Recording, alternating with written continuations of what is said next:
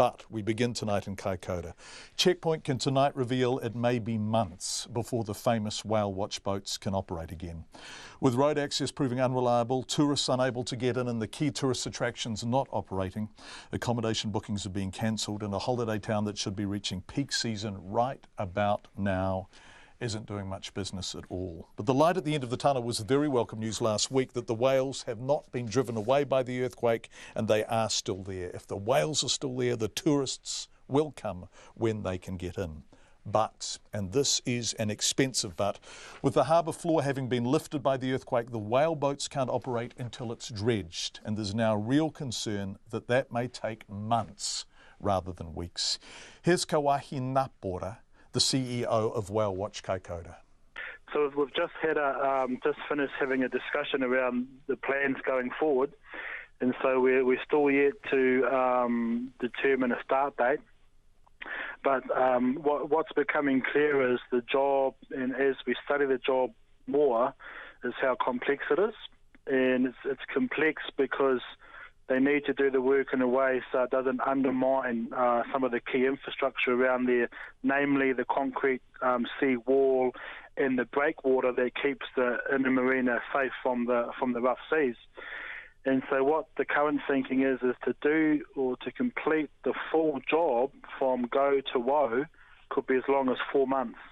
And that's once it's started, so we're talking 4 months plus whatever period before it begins. Yes. I mean, that's a very long period of time.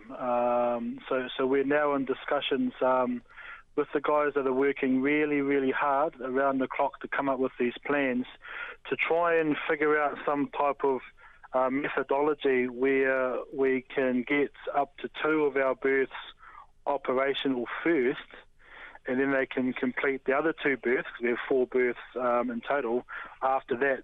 So that will mean that at least we can get a couple of boats operating, in at least half the time it would take if we don't operate until the whole thing's done. So if you manage to achieve that, Kauahi, and all goes as well as it possibly can, at the earliest, when do you think you would be able to take tourists out whale watching again? Well, we're hoping within the next couple of months at the maximum. But at the moment, you're not being told that. You're being told 4 months plus. Yeah, 4 months for the whole job. Yeah, 4 months for the whole job, and that's due to the complexity of it all. And who's making those assessments? So when you're having these meetings, who are you talking to? Yep. Oh, so we're talking with, we have our harbour master here. So he's working hard of trying to get these plans together. We've also got the engineers that are putting the plans together as well. So we're talking with these guys, and I guess as we move through the process, it just shows you how complex. When we first started this thing, we thought we could just dredge it out, and then we could start operating. But then obviously the issues with existing infrastructure and making sure that we don't put ourselves in a worse position than we are now have actually, come to light. And so there are some challenges. So it's not as easy as we first thought. But obviously, John, we need to, for the community's sake and for our own sake, is we really need to have the ability to get out to see the whales. I mean, even if that's 1 boat a day, that at least shows the world that we're back out there, and that's really important for us.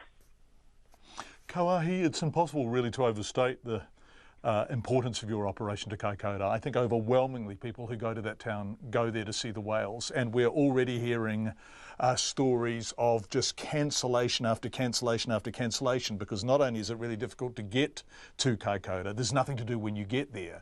So it is absolutely critical for you, obviously, as operators, and for the town itself, that this operation is up and running ASAP. But at the moment, you are missing the school holidays, even in the best possible scenario, aren't you?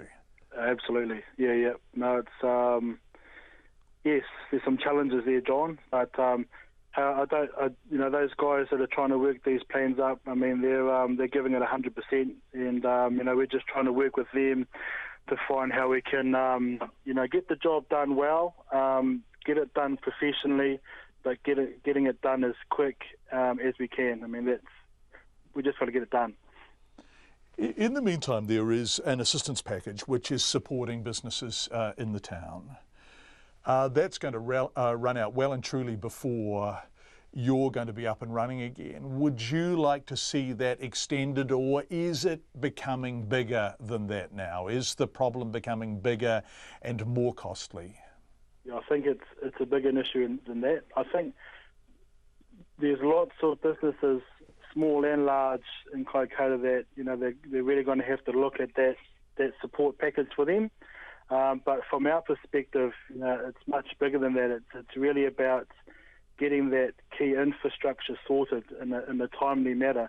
And I know things aren't easy, and there's going to be some challenges. But for us, that's where it all lies, is that ability to get back operating. And so it's not just ourselves with the marinas, there's a whole bunch of other marine-based operators that use it as well. Yeah, we've spoken to some of them, so you can swim with the dolphins and you can go around the coastline and look at the seals and all of that stuff, absolutely, right? Absolutely. But Kauahi, you are the biggest and the most lucrative, and on a good day, how many people a day, peak season, were you taking out?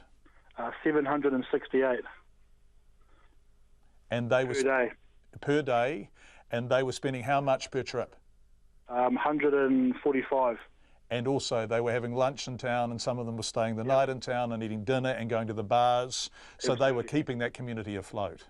Absolutely. Kauahi Ngapora, who is the CEO of Whale Watch Kaikoura, will be back in the town later.